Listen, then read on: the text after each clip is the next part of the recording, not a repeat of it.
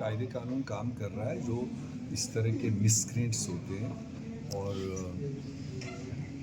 फिर भी मुझे फ़ख्र करना चाहिए सारे डूरूशाबा सारे कश्मीर वैली पर, जितना बेहतरीन कॉपरेशन लोगों ने दिया और बेहतरीन हंसते खेलते इस चीज़ को आगे बढ़ाया।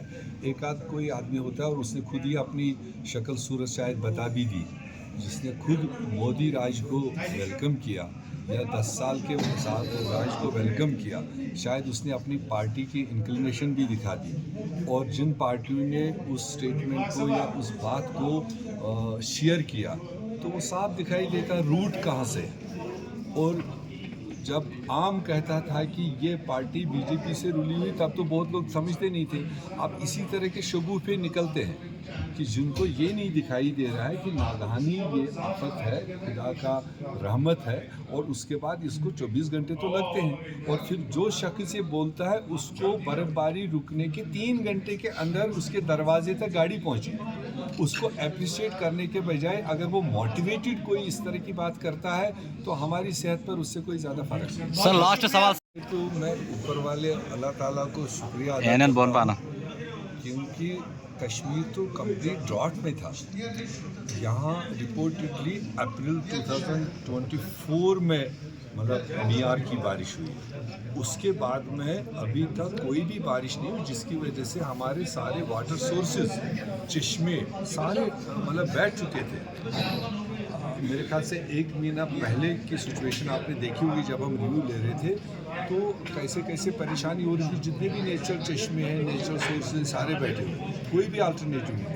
तो इसलिए अगर अल्लाह ताला ही इसमें रेस्क्यू में नहीं आता और इसको हम बर वक्त बर्फबारी कह सकते हैं कि सही टाइम पर अल्लाह ताला ने फैसला लिया, एक अच्छा जो एक्सपेक्टेड होता है वो दिया।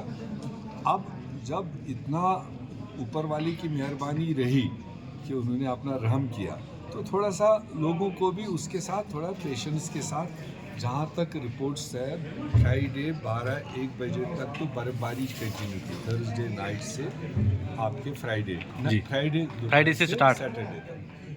तो फिर भी जितनी कंटिन्यू प्रिपरेशंस थी और सारे महकमों ने अपने मैन एंड मशीनरी सड़क पर डाल दिया। और मेरे ख्याल से कल संडे सैटरडे को शुरू किया, संडे 2 बजे तक कोई एक आध लिंक आज के दिन पर बची हुई है जहां लोगों ने खुद रजिस्ट किया है कि हमें डोजर नहीं चाहिए, मशीन चाहिए, वो अभी अनक्लियर्ड है। बाकी 100% road connectivity within 24 hours Dooru constituency की, जहां तक मैं कह सकता हूं, बराबर हिंगीपोरा से खोशीपोरा तक, आपके कांडीवारा टॉप से लेकर डुंगवारी तक जो भी अपर रीचेस या प्लेन्स थे वो सारी कनेक्टिविटी बहाल है। सर काम किया महकमों ने, मैंने उनका उसका अप्रिसिएशन दिया, मगर जो थोड़े से 1-2 विंग्स में मतलब कन्फ्यूजन इस पीरियड में दिखा, क्योंकि वो रीऑर्गेनाइजेशन जो किया यहाँ स्टेट गवर्नमेंट ने, जो डिवीजन्स क्रिएट किए, सब डिवीजन क्रिएट किए हैं, उसकी वजह से इनकी टेंडर प्रोसेस में थोड़ी बहुत प्रॉब्लम आई जी। मगर अब इन्होंने एक्सपीरियंस किया, उसी का रिव्यू लिया हमने, क्योंकि एक्सपेक्टेड फिर 4-5 तारीख को एक स्नोफॉल फिर है, ताकि जो आज के इसमें कमी दिखाई दी उसको आने वाले स्नोफॉल में वो कन्फ्यूजन नहीं होना चाहिए। मुझे खुशी है कि कल चीफ मिनिस्टर जम्मू कश्मीर उमर अब्दुल्ला साहब ने भी पूरे एसेंशियल डिपार्टमेंट्स का रिव्यू दिया जूम के ज़रिए, और उसमें भी ये बात उठी और डायरेक्शन ये निकली है कि हमें वक्त से पहले क्लियर चाहिए मैकेनिकल डिपार्टमेंट को कौन से रोड्स है और PMGSY कौन से रोड्स क्लियर करेगा, R&B डिपार्टमेंट कौन से रोड्स क्लियर करेगा। वो लिस्ट ऑलमोस्ट मुझे अभी हासिल हुआ है, जिसको हम और भी 2 तारीख तक और भी बेहतर करेंगे। अब मेरे ख्याल से आने वाले उसमें बर्फबारी में ये दिक्कत नहीं होगी।